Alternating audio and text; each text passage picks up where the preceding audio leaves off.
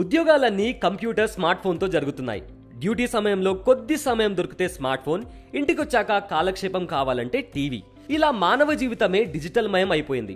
అందుకే కళ్ళు పదే పదే పొడిబారుతుంటాయి. పైగా ఇది చలికాలం కాబట్టి ఈ ఇబ్బంది మరింత పెరిగి కంటి సమస్యలకు కారణమయ్యే ప్రమాదం లేకపోలేదు. మరి వీటి నుంచి కళ్ళను కాపాడుకునేందుకు ఏం చేయాలో, ఎలాంటి జాగ్రత్తలు తీసుకోవాలో ఈ వీడియోలో తెలుసుకుందాం. కళ్ళు మంటగా ఉన్న, పొడిబారిన, గోరువెచ్చని నీటితో ముంచిన క్లాత్తో కళ్ళు తుడిచి క్లాత్ని వాటిపై కొన్ని నిమిషాలు ఉంచాలి. ఇలా చేయడం వల్ల కళ్లకు స్వాంతన లభించడంతో పాటు కళ్ళమంట, పొడిబారడం, ఎర్రబడ్డం వంటివి తగ్గుతాయి. కళ్లకు కొబ్బరి నూనె రాయడం కూడా మంచిదే. దీనివల్ల పొడిబారిన కళ్లకు తేమె అందడంతో పాటు కొబ్బరి నూనెలోని యాంటీ ఇన్ఫ్లమేటరీ గుణాలు ఈ ఇన్ఫెక్షన్లను నివారిస్తాయి. కావాలంటే దూదిని కొబ్బరి నూనెతో తడిపి కనురెప్పలపై కొంత సమయం ఉంచితే సరికళ్లల్లోని వేడి తగ్గి చల్లదనం కలుగుతోంది. అయితే ఉపయోగించే కొబ్బరి నూనె రసాయనాలు కలిగి ఉన్నది కాకుండా నాణ్యమైనదయ్యేలా చూసుకోండి, లేదంటే కంటి చూపుకు ప్రమాదంగా మారుతుంది.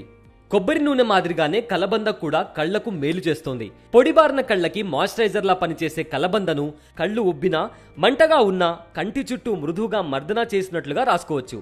అయితే కలబంద కళ్లలోకి పోకుండా జాగ్రత్త తీసుకోవాలి. ఇంకా రాసుకున్న 5 నిమిషాల తర్వాత గోరువెచ్చని నీటితో శుభ్రం చేస్తే చాలు. కలబందలోని యాంటీ ఇన్ఫ్లమేటరీ లక్షణాలు వాపు, ఎరుపును తగ్గిస్తాయి. పొడిబారిన కళ్లకు రోజ్ వాటర్ కూడా ఉత్తమ రెమెడీ. రోజ్ వాటర్లో ముంచిన దూదిని మూసి ఉన్న కనురెప్పలపై 5 నిమిషాలు పెడితే చాలు.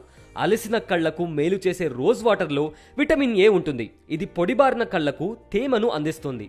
అయితే ఇలాంటి కళ్ల సమస్యలు ఏదో ఒకసారి ఎదురైతే ముందుగా చెప్పుకున్న సలహాలు ప్రయత్నించవచ్చు. కానీ తరచు పొడిబారిన కళ్ళు, కళ్ల మంటలు, కళ్ళు ఎర్రబడ్డం వంటివి జరుగుతుంటే తప్పనిసరిగా వైద్యుల సలహా తీసుకోవడం ఉత్తమం. ఎందుకంటే సొంత వైద్యం అన్ని వేళలా మంచిది కాదు.